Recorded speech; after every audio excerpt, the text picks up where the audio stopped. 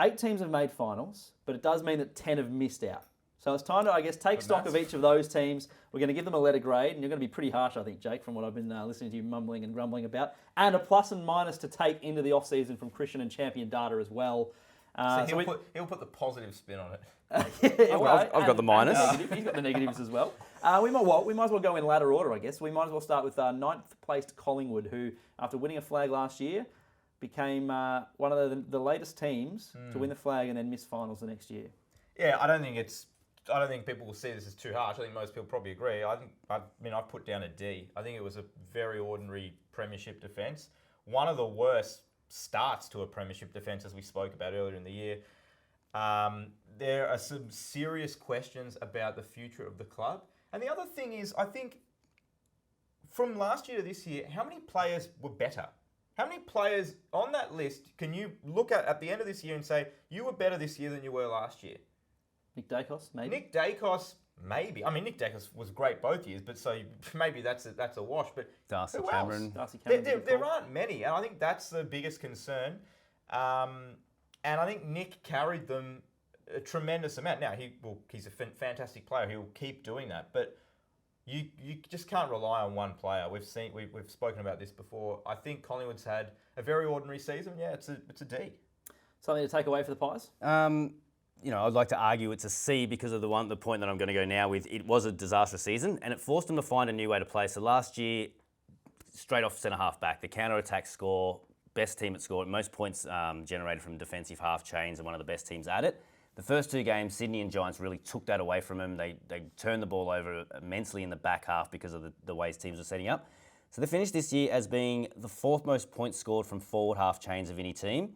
Last year they were 11th for points scored from forward half and number 1 from defensive half. This year they were 4th from forward half, 15th from defensive half. So it's almost a positive with a negative attached to it, that they found a new way to play, a new way to score. They didn't have to rely on that end-to-end stuff, which at the start of the season, if they were going to rely on that, it wasn't looking great because they were just turning the ball over way too much. So finding a new way to play and sort of knowing that, okay, we won a premiership being a back half scoring team. We've got through the second half of the year, not making finals, but we've been one of top 5 for forward half scoring team. I think it gives you sort of 2 levers to pull in the off season of how you want to play. But also with their injuries in their forward line, they finished as the 3rd best team for scoring per inside 50. So that makes your forward line potent enough. Did keep them up higher on the ladder, probably higher than they deserve to be based on the personnel they had out there. The minor stuff, it's simple stuff. Just skill level stuff was right down. I spoke about how they couldn't move the ball from the back half, especially in the first couple of rounds of the year. Across the season, they finished 17th for disposal efficiency, 17th for uncontested possessions, 18th for marks taken, 16th for overall disposals. So they didn't get the uncontested possessions that often, and then when they did have it, they didn't dispose of the footy that well. They were just losing it. So the skill drop off to think that, you're 1 year removed from winning a premiership and then you finish with a 17th ranking in disposal efficiency the very next year. It sort of, shows a big drop off in terms of just application and what you're able to do skill-wise. Dockers, as we said, just missed out on the 8 in the final quarter of their season. How do you see it? Because it was a bit up and down. They re-signed the coach. They looked okay at one time. They were in the top 4 at one point as well. Yeah, Freo's tough because I feel like it's not too much recency bias, but I feel like if they win that game, it's totally different. I know we're not doing the finalists sliding doors at the moment, but I've gone with a C+. I think it's a definite pass. But losing this weekend was really tough, especially a game where they had so much more to play for. And something we didn't touch on, Ollie Wines said after the game that he and Port Adelaide didn't know the result of the Carlton-St Kilda game. Yes. I'm not saying he's lying. I mean, maybe that was true. Maybe they weren't told. Maybe I'm sure that's the case. But surely at some point throughout that game, you would have seen it somewhat. You would hear it in the crowd. You'd see it on the screen. I just find it, even apparently there was a massive cheer when Higgins kicked the goal. They might have been in the rooms. I don't know. I just feel like you'd have a pretty good idea. Hey, Ollie, take it easy, mate. You're already locked in, like that kind of thing. I don't know. So, look, I think they won 2 more games this year than they did last year, but still fell short of the previous season in which they played finals. Like you said, re-sign the coach for 1 more year. I think next year's going to be a real interesting year to see what they do and whether they persist with Longmuir going forward. But I think a C+ for Freo. He's got something to work with, Longmuir, because the list profile is actually at a good stage for them to build over the next couple of years. Yep, so finished the whole year, the squad that they played was the 5th youngest on average, but there was probably about 6 to 7 weeks where they were bottom 2 or 3 for the team, the actual selected 22 of that week, being one of the youngest teams. So definitely got plenty of youth, fourth least experienced if you go by games played, their squad this year. Just the age factors on their side that they were, as you said, midway through the year, top 4 team with such a young team, a young squad playing for them. Then they've got the defensive side of the game sort of sewn up. They're second for points against from turnover, which we know is a big way to sort of score. Yeah. So their setup from turnover game has been pretty good since day one, since Longmuir's got there. It's always been one of their strengths. But the other one they got was quite impressive for such a young team, and I know Fife was sort of thrown back into the midfield this year. They were number 1 for clearances this year. That's the 4th best home and away differential we've ever seen by a team. So I think the 3 teams better were all in the early 2000s, had Freo's finished with 167 more clearances than their opposition this year. I think the best we've ever seen is 181. So they're only 1 or 2 games off being the best team ever. But that's a good starting point. Is you're so good at clearances. It's probably more of a brutal area strength. You're doing that with young players, so it should be easier to sort of find the other the outside pieces to put around that in the future.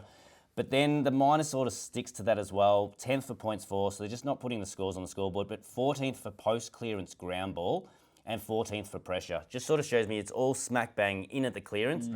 Couldn't win the clearance. If the ball was getting out on the spread, yes, you weren't getting scored against from turnover, but you weren't winning the ball either. So you weren't winning enough ball outside of the clearance area, but you were also 14th for pressure. Yeah. So you're probably conceding too many easy disposals and then sort of not being able to win the ball back quickly enough from the contest. So, yeah, a bit more work away from the stoppages is definitely what they're going to be working on in the off-season. Another team that was right up the pointy end for parts of the season was Essendon. They fell well short in the end. A bit disappointing, and I guess vindication for you, Jake, who's been talking about this all season long. A little bit. I've kept a few receipts on Essendon, and look, you might think this is a tad harsh, because I know you spoke quite highly of the Bombers throughout the season at various points with what they were doing and what they were working towards. I've gone with a D.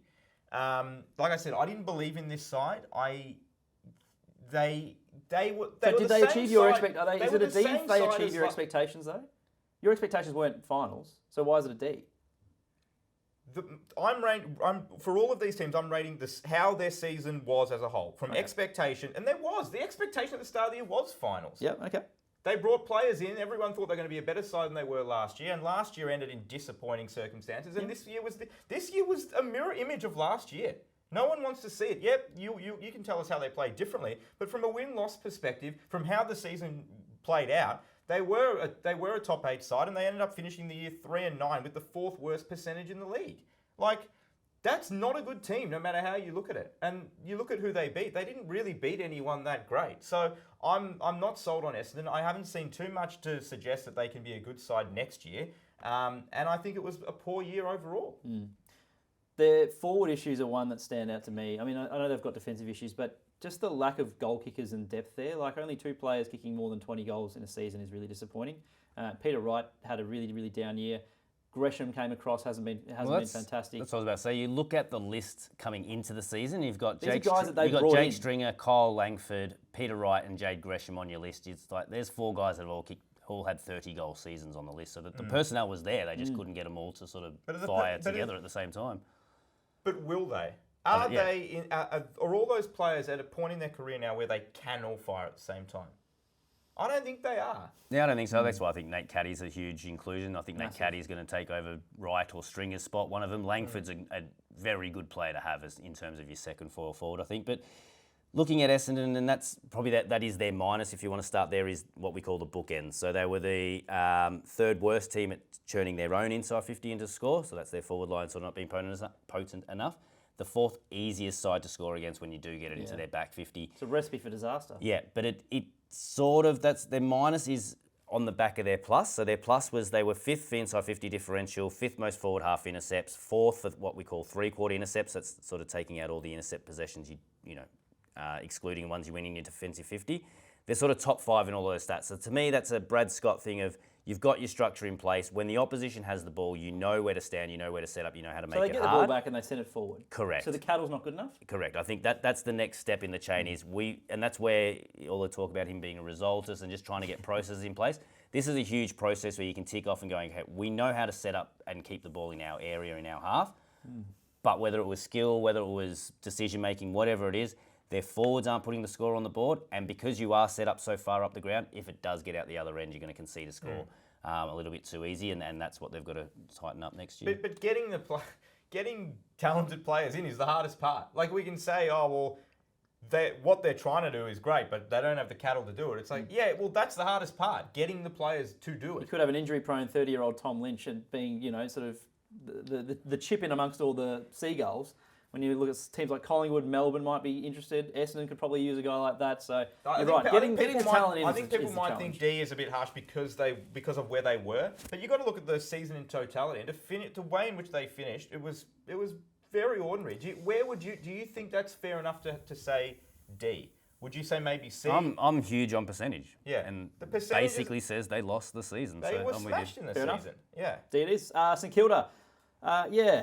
Played finals last year. Yeah. And then sort of really spluttered their way until the last sort of 5 or 6 weeks of the season. We looked at that form ladder, the runway, as you said, and they were really, really impressive, including a final 15-second win over Carlton to finish their season. So they finished the season on a high. Yeah. And there's bits to be, I guess, bullish about for the Saints. There is. I'll let Christian speak on St Kilda a little bit more. I think you kind of touched on most of my points. I think they overachieved last year. And I think, so no matter...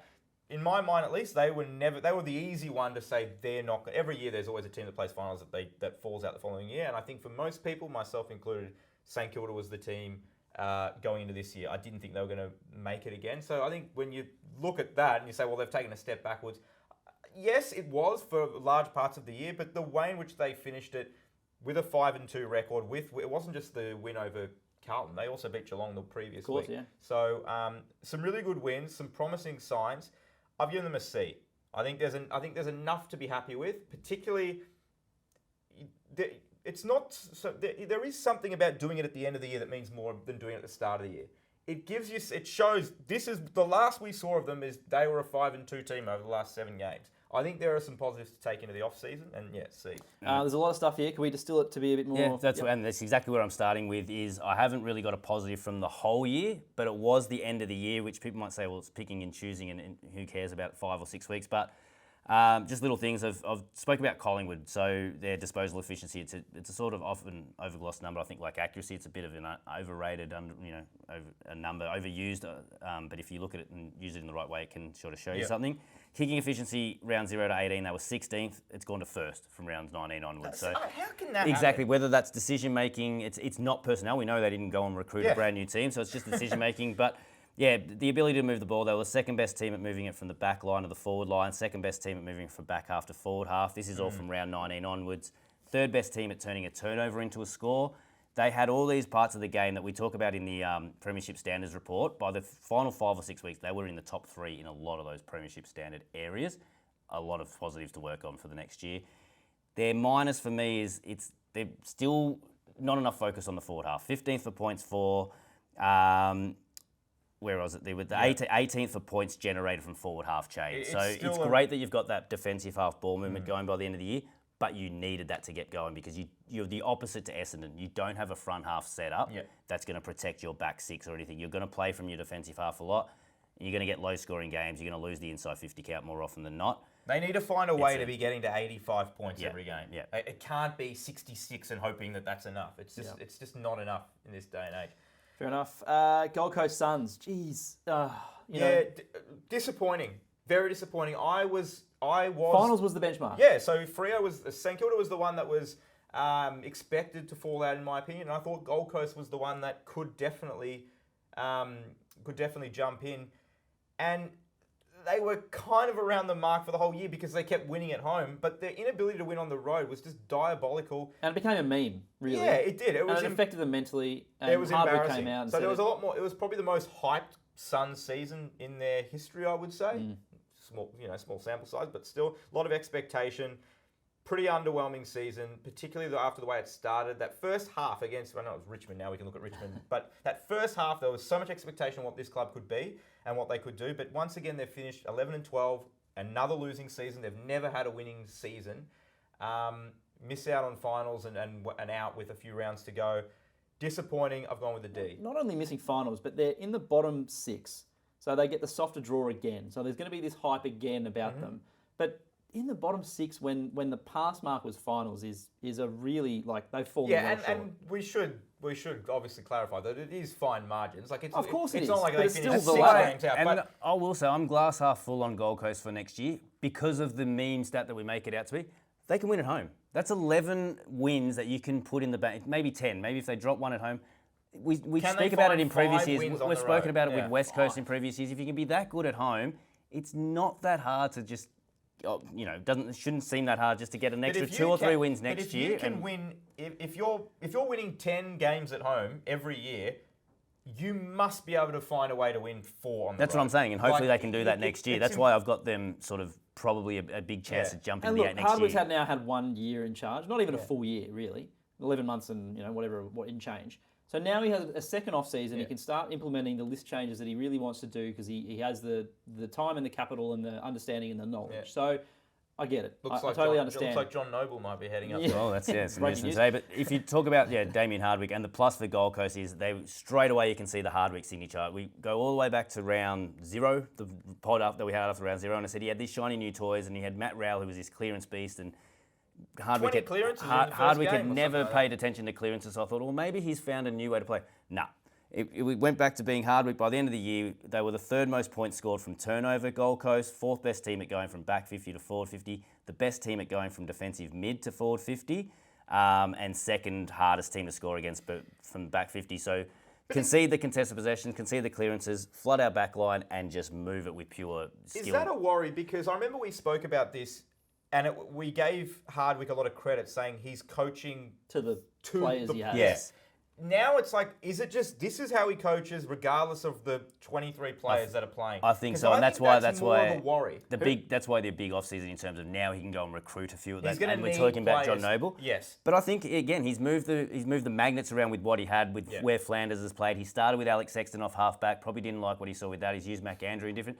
So I think he's gone both the way. He started with show me your strengths, show me what you do well. But here's how I want to coach you, and now I've found out where you all fit into my scheme of things. So this off season will be big in terms of. I think we agree. I think it's been a very disappointing year. As I said, I've gone with the D, but I'm with Christian. I think there will be hype going into next year. I think it is just. The minus just quickly for them is same as St Kilda. So second hardest team to score back when you got into their forward 50. When you got into your own forward 50 as the opposition. But when Gold Coast went forward, they were the 2nd worst at turning their forward 50 into a score. They were 14th points against from turnover, so 3rd for points for from turnover, but 14th for against. So they've figured out one way to play. It's going back the other way of trying to protect the scores now. Got to keep whipping through these, Jake. The Demons, obviously now a bit of a tough off-season with the Clayton Oliver stuff, and then obviously from King's birthday, Christian Petrarca went off, and there's been discussion about the coach's future. Obviously, Simon Goodwin he's been in the press for good and bad reasons, obviously. It's been a tough year, and this is after they went out in straight sets last season, so pretty disappointing 12 months. Yeah, it's been a very disappointing 3 years, to be honest, and it's a fail. This year's a fail. I don't know how you can look at Melbourne in any other way and give them anything other than an F. There's a lot to be concerned about. Alex Neil-Bullen looks like he's gone. Christian Petrarca, who knows if he's going to be playing there next year. Clayton Oliver. Gus Brayshaw as well at the start of the season. Yeah, and that was a big loss. Yeah. I think and I'm probably guilty of it too, looking over it a bit, he's a good player, but I think that was so crucial, that losing that player. I think it was so valuable to what they did.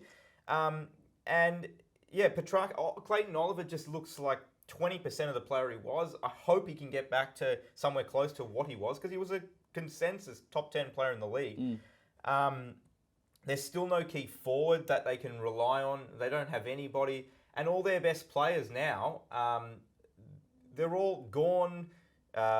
Lever, May, they're all 30 plus or close to it. And maybe this will come back to haunt me, but I think the window is officially closed. I really think the window for Melbourne is closed. And the cultural thing, that runs deep too as well. And that's not something you can just fix in one off-season, I think. So I think you're right. They've got a lot of battles on their hands, both on-field, off-field. Could look very different next year. Very much so. Some quick points on the Ds. The plus is, it could have used this same plus for the last 4 years, and it was probably the only one that came out. They're the hardest team to score against if you got it inside 50. Their defence was good again, but the other thing that we always spoke about for the last 3 or 4 years for Melbourne that you could hang your hat on, they were going to be good defensively.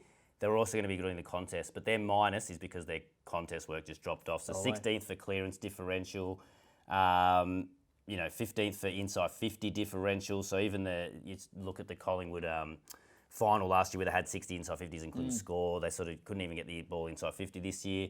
16th for points from turnover, so just couldn't sort of win the ball back in contest and turn that into a score on the scoreboard. So, yeah, one strength remained is their defence, but their contest and turnover work, which has been their other strength for 3 or 4 years, all dropped to, as I said, 16th, 15th, 15th. It's very, very low rankings. The Crows, another team where you sort of think, well, it was a bit disappointing because you talk about final round permutations. Last year they had one of the all-time great ones. Well, it depends on which aspect you're looking from, but were denied wrongly in the end a spot in the finals, and they missed out comfortably this season, Jake. They did, but I don't think this season was as bad as what their ladder. If you just look at their ladder position, they're a bottom 4 team. Do you think that's disastrous, given that they were, as you said, millimetres from proverbial? Yes, from playing finals last year. I think they might be. I don't know what the stats say. They might be one of the best teams to ever finish bottom 4. When you look at percentage, they were tracking that way 2 weeks ago. I haven't had an update. So they finished with 8 wins and a draw and a percentage of 99, just under that sort of even season. But 5 of those 9 games they took premiership points from were against finalists. So it wasn't like they were just beating up on the lesser sides. They were playing their best football against the good teams. And then you look at the games that they lost. So they lost the game by 3 points, by 4, by 5, by 6, by 8, and by 11. They're all losses. Now, as Collingwood proved, these trends don't last forever. You don't always win close games. You don't always lose them. You flip 2 or 3 of them around, the season looks very different for Adelaide. So I don't think the year was anywhere near a failure. I've actually given them a B. I think there's a lot of positives to take out of the year. And I think 2 or 3 results, we see it, a free kick paid here, a ball bounces a different way. You add 2 more wins and it looks a little bit different. I think people are a little bit more bullish going to next season. So I'm not too down on the Crows. Feedback welcome on that one at Footy Tips on Twitter as well. I'm very interested in other people's thoughts. A B is very generous. Your thoughts, Christian? Yeah, so for Adelaide, their plus was something they did well 2 years ago when Matthew Nicks first came into the club. They're just basically hard to play against is an easy way to sort of put it. So 4th for pressure applied, 3rd hardest team to move the ball from one end to the other, sort of 4th lowest disposal efficiency conceded. They make, when it's not going on their way, so it dropped away a little bit in 2023, where they became the highest scoring team and they became a little bit easier to play against, but they were beating you on the scoreboard and, as you said, almost made finals. So their plus was, even though the season didn't go as well for them offensively and on the scoreboard, they still had this defensive presence and defensive mind, which is, again, if you're a coach, you're happy that you can have that if the season didn't go your way, because you know that if we start winning games and we can continue to be this sort of good on the pressure side of the ball, we'll be in a good spot. So scoring just completely dried up though. So 13th for inside 50 differential, 14th for time in forward half. They were sort of top 4 or 5 in both of those stats last year, and 12th for points for this year after being the number 1 scoring team last year. So it was all, you spoke about the small losses. That's 1 or 2 goals put on the scoreboard if they win those games. And it's not just the ones I listed. They only really played 3 bad games all year. They lost a game to Freo 69-34 over there early in the year. I remember the low scoring scrap. Sydney smashed them when Sydney was flying, and then Hawthorn beat them by 10 goals as well. So they're 3 bad games. Every other game they had chances to win. Bottom 4 and a B, very interesting. West Coast, we still need to whip through these pretty quickly if we can. Yeah, West Coast, it's a step in the right direction. 5 wins. They had 10 goal losses last year. They had 8 this year. So little better, not Take the little wins. Yeah, it is. No coach though. It's better, but it's a slow burn. I don't think anyone expected they were going to turn around. I think I would have set their plus minus of wins at about 4.5 this year. So I think they've achieved about on what we expected, maybe just over. I've given them a C.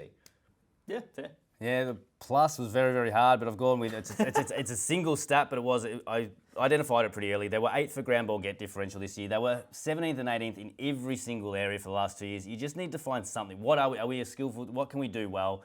Yo, Reid, Tim Kelly, the way those guys started at the start of the season, they did have a midfield that could sort of break even at least in the ground ball get count. Got a midfield you can probably build a contested possession midfield around. which is a good starting point. As I said, they were 17th and 15th in the previous 2 years for ground ball gets. So, and I'd love to see a season where Allen and Waterman can play the whole year alongside each other. I think they can kick 100 goals between them for a season. I mean, we saw what Elliot Yeo, when he's fit and can play consistent footy, can look like, and he was pretty good this year as well. You're right, consistency of these guys that have had really poor, treacherous injury runs over the last 2 or 3 seasons. And the minus, we're going to go through Northman, Richmond, almost got the same minuses, but it is. I've got the 4. Transition was a minus. Winning actual contest outside of the ground ball was a minus. Their clearance work was a minus, and applying pressure for most of the season was a minus. Once he took over Schofield, they jumped up to 8th for pressure applied, so that's an application thing. But yeah, across the whole year, they're still finished. Kind of hard to know how to judge them when you don't know who is going to be in charge next week, next year as well. So a bit of a sort of an asterisk over all of this. Especially, we'll have a look at when they come back for pre-season and see what sort of stylistic things they come up with. North Melbourne just avoided the wooden spoon. I don't know. Well, I think you ask most people, and I think most people would say they were probably better this year than they were last year. They felt like they had a patch in the middle of the year. They were playing well. But then you get to the end of the year and you look back and you assess, and they won 3 games. Well, they won 3 games the previous season, and we thought that was diabolical. They were asking for priority picks. Well, they weren't, but everyone was saying they probably needed one. They scored fewer points this year than last year, and they conceded more. So how on earth can we... So they've won the same amount of games and their percentage is worse. It's gone backwards, It's gone backwards. So it's an F. I'm sorry, but it's a failed season. There are some talented players on the list, no doubt about it. I love the season. And re-signed a couple of names as well. They have. I think long term, they will be good. North Melbourne is going to be good. There's so much young talent on that list. But this year, in isolation, which is what we're looking at, it's a failed season. They haven't really taken any steps forward from where they were last year in the overall grand scheme of things. Now, you might tell us what they've been doing. I was going to say what positives. I'm half with you. And again, I didn't want to, when I did this exercise, I wanted to keep it to just the whole season. What did you do well this season? But with North, I couldn't find it. Again, there was no plus for the whole season, but then you do look at the second half of the year. So I'll start from round 0 to 10. They were 18th for contested possession differential. From round 11, they got to 5th best. Clearance differential, they went from 13th to 9th. And applying pressure around those contests, they went from 16th up to 8th. So the second half of the year, they sort of showed something with their contested possession profile and pressure profile. But you're right, but the minus is they were the easiest team to score against if you got it inside 50, and they were the worst team at converting their own scores inside 50. It's points for, points against, and scoring per inside 50, 2 very important parts of the game that both went backwards at both ends. And another 10-goal losing streak this year. Well, I mean, this is what we kind of want to see after these years. It's just not being able to put the clamps on or find a team where they can just jag a win every sort of 3, 4, 5, 6 even weeks. Because they go through these patches and it's demoralising, especially for a club that struggles to get crowds sometimes. And there's no shame in sort of saying that. They do struggle to do that, and they have been down for so long. So attracting people to the footy is also a thing, and they just haven't been able to do that. And I know that Alistair Clarkson, now 2 years, most part of 2 years at the helm, it's going to be a tough slog for him over this off-season and in years to come. Which of those 2 teams, West Coast and North Melbourne, do you think by the end of next year we'll look at and think that team is definitely in a better position? West Coast has still got, and that's probably been one of West Coast's issues, is they've still got a lot of experience on the list. So I'm more confident. Experience or old players? Older play, well, experience, exactly. But yeah, I've got West Coast would finish higher than North next year. But North has North's list looks closer to a premiership than West Coast's. Yeah, I think that's fair. Yeah, that's fair. I think West Coast also has some inherent sort of benefits being a massive club out west in a 2-team town. Yeah. The backing, the money, the and that's the thing. We even saw this year, in a year that we thought was poor still, and it was, they became still a reasonably tough team to go and play over there. And they get 40,000 to all their games. So it's not... They're no longer a team you can go over and just bank that you're going to beat them every week. Richmond. Yeah, Richmond. So wooden spooners, you probably take it after the success they've had over the past decade, well, but still disappointing nonetheless. Yeah, it would have been salt in the wounds, so to speak, if they'd won that last game. I've got one note here for Richmond. I'll let Christian speak. It's an F, and it was terrible from start to finish. There were injuries. There were some excuses. It looks like they're going to lose some very key players and players that are in that middle band. They have some older players that are either retiring or close to it. They have a band of young players where you read through 15 names and there's not much to love at this point. And then you got some players in the middle, and those players in the middle, it's Taranto, it's Hopper, who they've recently brought in, and then it's Bolton, and it's Baker, and it's these guys who will they be there? So, yeah, a little bit of a worrying period for Richmond, but maybe after the successful the 3 premierships, maybe it is time to just do a full reset. So, it's an F. I don't know what else you can say. Plus and minus? Again, second half of the year, round 11 onwards, is finally when they showed some sort of signature from Uze, and it was similar to the Brad Scott, what he's doing at Essendon.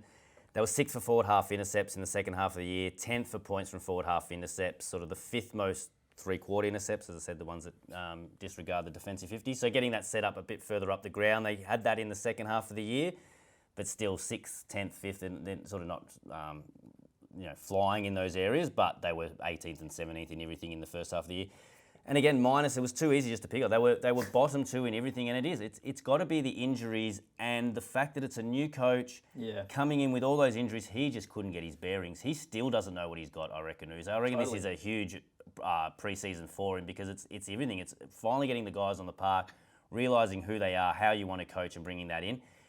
For the first 10 weeks of the season, we did see St Kilda and West Coast had more injuries in previous years across those first 10 weeks, but it was probably the 4th worst most hit injury team in a 10-week period we've seen.